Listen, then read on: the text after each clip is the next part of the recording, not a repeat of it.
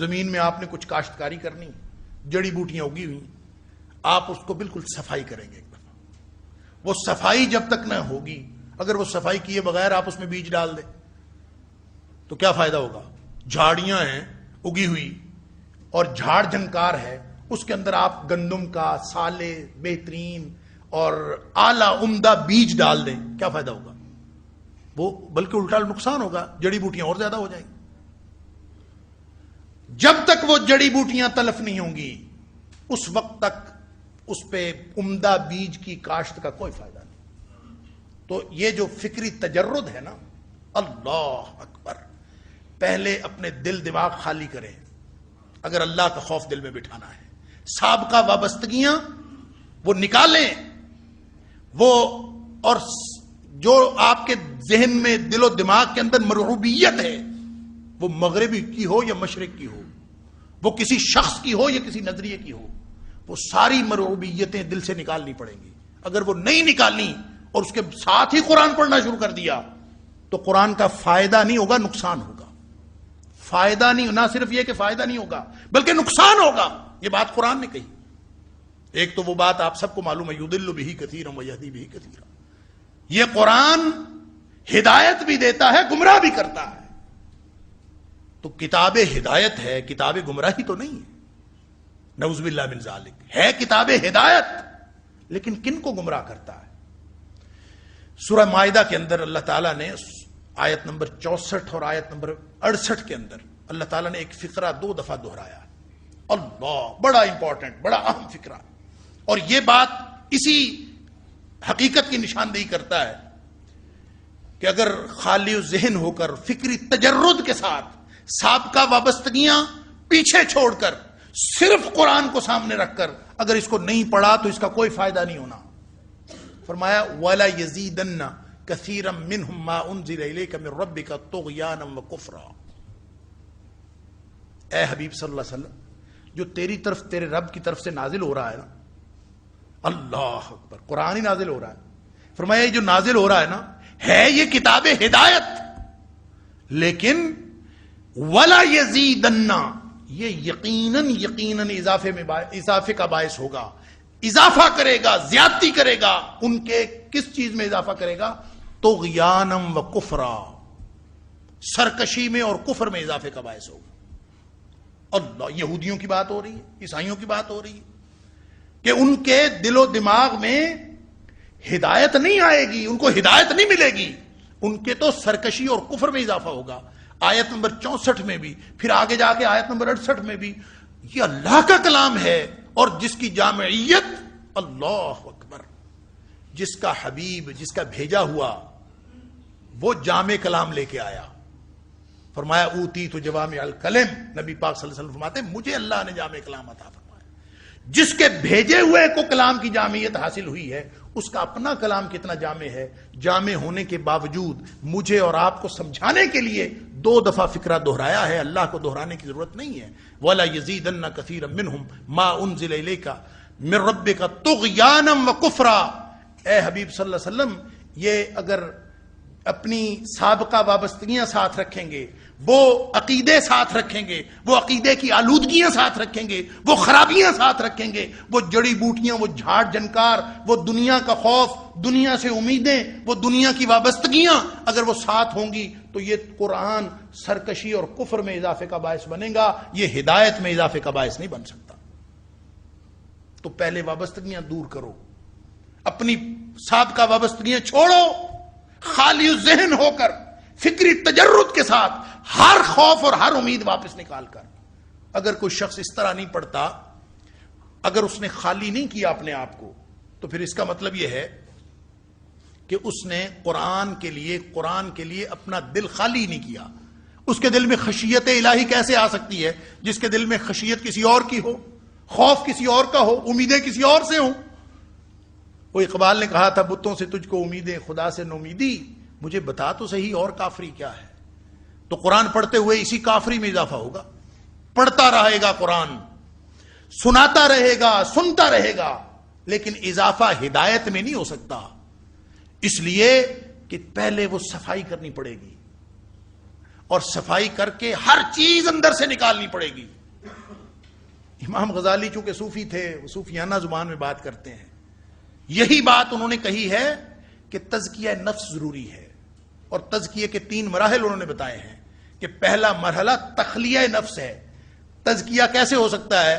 آپ اگر کسی چیز میں کوئی برتن ہو، اس میں گندگی پڑی ہو، اس میں آپ دودھ ڈالتے جائیں فائدہ، آپ اس میں زمزم ڈالتے جائیں فائدہ، جب تک اس کو خالی نہیں کریں گے.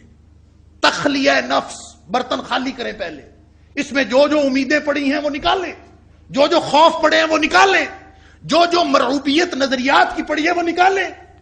یعنی آپ کے ذہن میں مغرب چھایا ہوا ہو، کسی کے ذہن میں مشرق چھایا ہوا ہو، کسی کے ذہن میں کوئی شخصیت پرستی چھائی ہوئی ہو، کسی کے ذہن میں کچھ، کسی کا کوئی عقیدہ، کسی کا کوئی عقیدہ، عقیدے کی آلودگیاں دل و دماغ میں چھائی ہوئی ہوں، قرآن ساری زندگی پڑھتا رہے، کوئی فائدہ نہیں ہوگا. جب تک اس صورت میں پتہ کیا ہوگا؟ قرآن اس کو دلیلیں دے گا اس کے اپنے نظریے کے لیے، اس کو دلائل مل جائیں گے قرآن سے. یہی وجہ ہے کہ جتنے منحرف فرقے ہیں نا، وہ اپنے حقانیت کے لیے دلائل قرآن سے دیتے ہیں. سب کو دلائل مل جاتے ہیں.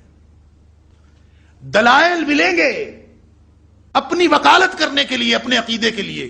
ہدایت نہیں ملے گی. ہدایت اس کو ملے گی جو سابقہ وابستگیاں چھوڑ کر، ہر خوف اور امید چھوڑ کر خالی ذہن ہو کر قرآن کو پڑھے گا. تو سب سے پہلے اپنا ذہن، دل و دماغ خالی کرنا پڑے گا اگر ہم نے قرآن سے ہدایت لینی ہے. یعنی 2 چیزیں ضروری ہوتی ہیں، پہلی تخریب، تیاری، پھر اس کے بعد سالے بیج، عمدہ بیج، مادہ تعمیر، بہترین عمدہ سامان. قرآن سے بڑا سالے اور عمدہ تعمیر کا ذریعہ اور کوئی نہیں ہے، اس سے بہترین مواد اور کوئی نہیں ہے. لیکن پہلے وہ برتن تو خالی کرو جس کے اندر اللہ کی خشیت آنی ہے. پہلے وہ، اقبال نے بھی اس کو بڑے عجیب و غریب طریقے سے بیان کیا ہے. وہ کہتے ہیں کہ یہ جو لا الہ الا اللہ ہے نا، لا اور اللہ کا جو فرق ہے وہ یہی ہے. لا الہ یہ تخریب ہے، سب کو چھوڑ دو، کوئی بڑا نہیں، ہر بڑے کی بڑائی کی نفی، ہر جابر کے جبر کی نفی، ہر فرعون کی فرعونیت کی نفی، ہر خوف کی نفی، ہر امید کی نفی، ساری ہر چیز کی نفی. بھی کوئی نہیں، میں کسی کو نہیں مانتا. یہ تخریب ہے. اور یہ بھی سمجھ لیجئے، تخریب ہو گئی تو تعمیر کے لیے سالے بیج کاشت نہ کیا، ویسے پڑی رہ گئی زمین، تو پھر کیا ہوگا؟ جڑی بوٹیاں پھر اگ جائیں گی، پھر حالات خراب ہو جائے. اس لیے کہ نشو و نما کا تو مادہ اللہ نے اس کے اندر رکھا ہے.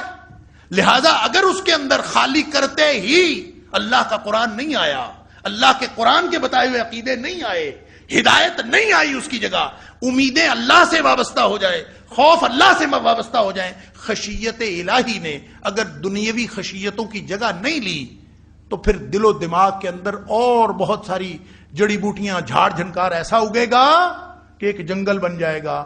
زمین صالح ہونے کے بعد، زمین تیاری کے باوجود اگر اس پر ٹھیک بیج کاشت نہیں کیا، تو پھر آپ دیکھیں گے 4-6 مہینے کے بعد وہ پہلے سے بھی زیادہ خراب ہوئی پڑی ہو. اقبال کہتا ہے کہ یہ صرف لا اور اللہ کا فرق ہے. لا اور اللہ، اس کے اندر اگر تعلق نہ ہو، لا ہو جائے، صرف نفی ہو گئی، ہر چیز کی تخریب کر دی آپ نے، جیسے اہل مغرب نے کیا ہے. اہل مغرب نے کیا کیا ہے؟ انکار کر دیا. مذہب کا بھی انکار، خدا کا بھی انکار، مولوی جو کہے اس کا انکار، عیسائیت جو کہے اس کا انکار، اسلام جو کہے اس کا انکار، ہر مذہب کی بات کا انکار، ہر روایت کا انکار. انکار کر لیا یعنی تخریب تو موجود ہے، تعمیر کے لیے ان کے پاس سالے مواد ہی کوئی نہیں ہے. انہوں نے جو کاشت کرنا تھا وہ کیا ہی نہیں. اقبال کہتا ہے کہ یہی چکر ہوا ہے ان کے ساتھ. اللہ اکبر. لبالب شیشہ تہذیب حاضر ہے میں لا سے. لا تو کر لی انہوں نے، نفی تو کر لی ہر چیز کی، لیکن مگر ساقی کے ہاتھوں میں نہیں پیمانہ اللہ. وہ جو اللہ کے بعد اللہ آنا تھا، لا الہ الا اللہ. لہذا بے خدا تہذیب، بے خدا دل و دماغ، بے خدا علوم، بے خدا ذہن، بے خدا سوچیں، اور دیکھ لیں کہ ان کے ساتھ کیا ہو رہا ہے۔ اپنی طرف سے انہوں نے تخریب کی تھی کہ تعمیر ہوگی، لیکن تعمیر کے لیے جس سالے مواد کی ضرورت تھی وہ ان کو میسر نہیں آیا۔ لہذا ہم نے تخریب کرنے کے بعد، ہم نے فکری تجرد کے بعد اس کو خالی نہیں چھوڑنا، اس لیے کہ جو خالی جگہ ہوتی ہے وہ شیطان کی آماجگاہ ہوتی ہے، اس کو خالی نہیں چھوڑنا، اس کے اندر قرآن کی فکر بھرنی ہے۔ اور ہم قرآن کے پاس بیٹھے ہیں، قرآن کی صحبت میں بیٹھے ہیں، لہذا قرآن کی صحبت سے استفادے کے لیے سب سے پہلی بات یہ ہے کہ برتن خالی کر کے بیٹھیں، ہر چیز سے، ساری وابستگیوں سے جب یوں خالی کر کے بیٹھیں گے انشاءاللہ تو یہ قرآن ہمیں وہ رہنمائی دے دے گا۔ ان ھذا القرآن یہدی للتی ہی اقوم، جو سیدھا رستہ، یہی مقصد ہے۔ ہو سکتا ہے ہم قرآن پاک کی ایک آیت پڑھنے سے پہلے اس دنیا سے چلے جائیں، ہمیں تو نہیں پتا نا۔ ہم اس نیت سے بیٹھے ہیں انشاءاللہ اللہ کا کلام یہ قرآن پاک مکمل کریں گے، لیکن اگر نیت ہدایت لینے کی ہے، اگر ہم نے اپنی نیتیں ٹھیک کر لیں، یہ پری ریکوزٹس ٹھیک کر لیں، یہ پوری کر لی بنیادی شرائط، تو انشاءاللہ امید نہیں یقین ہے کہ اگر ایک آیت بھی پڑھی ہوگی تو انشاءاللہ اللہ اس منزل مقصود پہ پہنچا دے گا۔ اس لیے کہ ہمارے ذمے چلنا ہے، اگر درست راستے پر چل پڑے